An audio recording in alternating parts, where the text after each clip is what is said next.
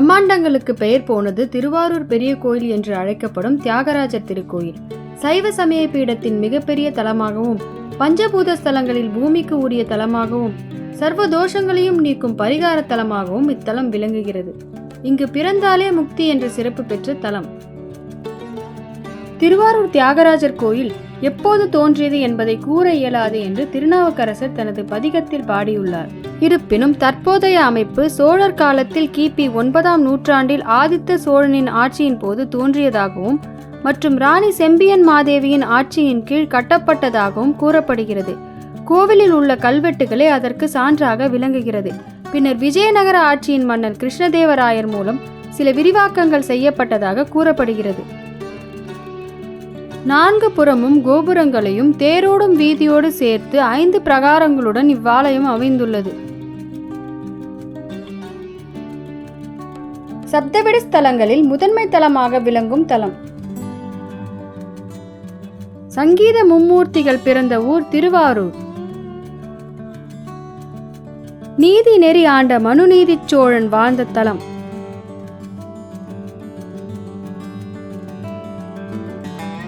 கமலமுனிவர் முக்தி பெற்ற தலம்.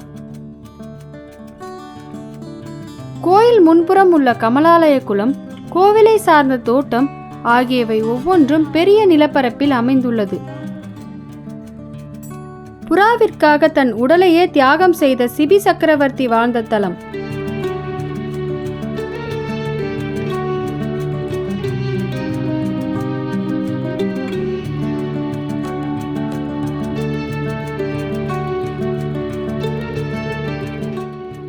நமினந்தி அடிகள் நீரால் விளக்கெரித்த தலம். சிவபெருமான் தொண்டனுக்காக தூது சென்ற இடம்.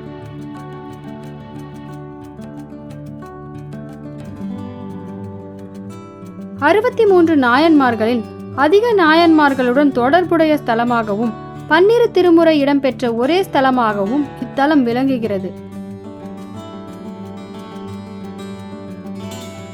திருஞான சம்பந்தர், அப்பர், சுந்தரர், மாணிக்கவாசகர் ஆகிய 4வரால் 330 தேவார பாடல்கள் பாடப்பெற்ற தலம்.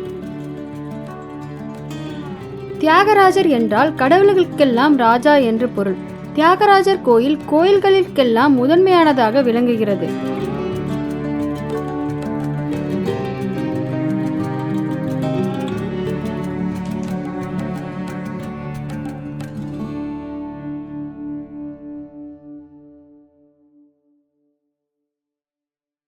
இங்குள்ள சிவபெருமான் தியாகராஜர் சுயம்பு மூர்த்தியாக அருள்பாலிக்கிறார். திருவாரூரில் நவகிரகங்கள் ஒரே நேர்கோட்டில் இருந்து இறைவனை வழிபடுவதாலும், தியாகராஜர் கோயிலில் குடியிருந்து இந்த உலகை சிவபெருமான் அருள் புரிவதாக கருதப்படுவதாலும் இங்குள்ள நவகிரகங்களால் எந்த தோஷமும் ஏற்படாது என கூறப்படுகிறது. இத்தலம் சர்வதோஷ பரிகார தலமாக விளங்குகிறது. சர்வதோஷத்திற்கும் இக்கோயிலில் பரிகார பூஜைகள் செய்வதால் நவகிரக பாதிப்புகள் குறையும் என்பது ஐதீகம். சிதம்பரத்தில் நடராஜ பெருமான் ஆனந்த தாண்டவம் ஆடுகிறார். திருவாரூரில் தியாகராஜரின் நடனம் அஜபா நடனம் என கூறப்படுகிறது.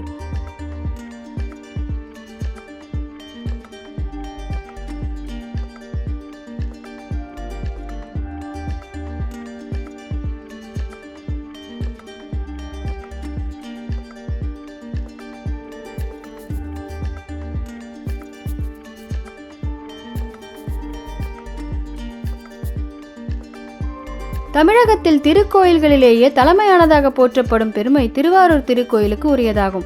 மகேந்திர பல்லவன் காலம் தொடங்கி சோழர்கள், பாண்டியர்கள், விஜயநகர மன்னர்கள், தஞ்சை நாயக்கர்கள், மராட்டியர்கள் காலம் வரை மலர்ந்த கலை செல்வங்களையும் இலக்கியங்களையும் வரலாற்று செய்திகளையும் தன்னில் கொண்டு திகழும் திருவாரூர் திருக்கோயிலின் தொன்மை சிறப்பு போற்றுதலுக்கு உரிய ஒன்றாகும். இந்த கோவிலுக்குள் கமலாம்பாள் கோயில் என்று அழைக்கப்படும் மற்றொரு சிறிய கோவில் உள்ளது. இது 64 சக்தி பீடங்களில் ஒன்றாக கருதப்படுகிறது.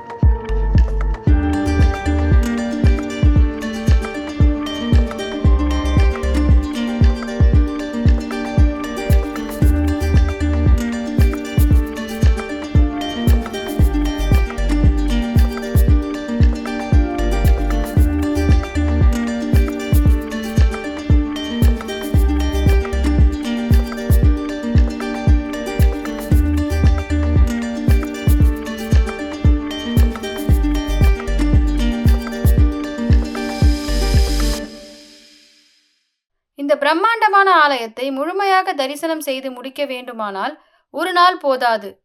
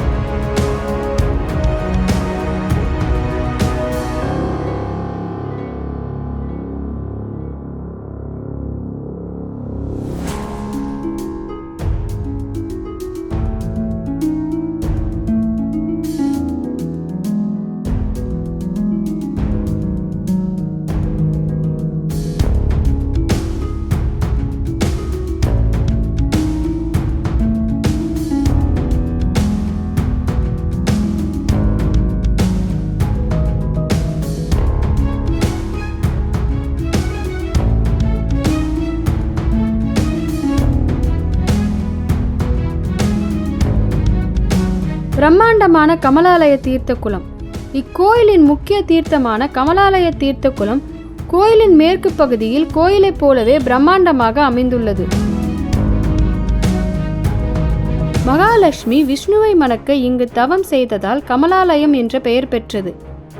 கமலாலய குளத்தின் நடுவில் சிறிய கோபுரத்துடன் ஸ்ரீ நடுவானநாதர் கோயில் உள்ளது.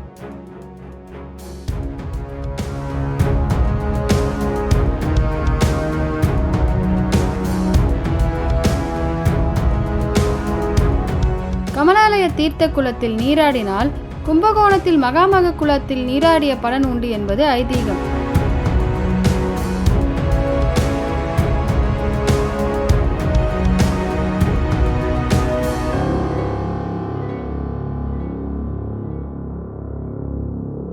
திருவாரூர் தேரழகு என்பார்கள். திருவாரூர் ஆழித்தேர் ஆசியாவிலேயே மிகப்பெரிய தேராகும்.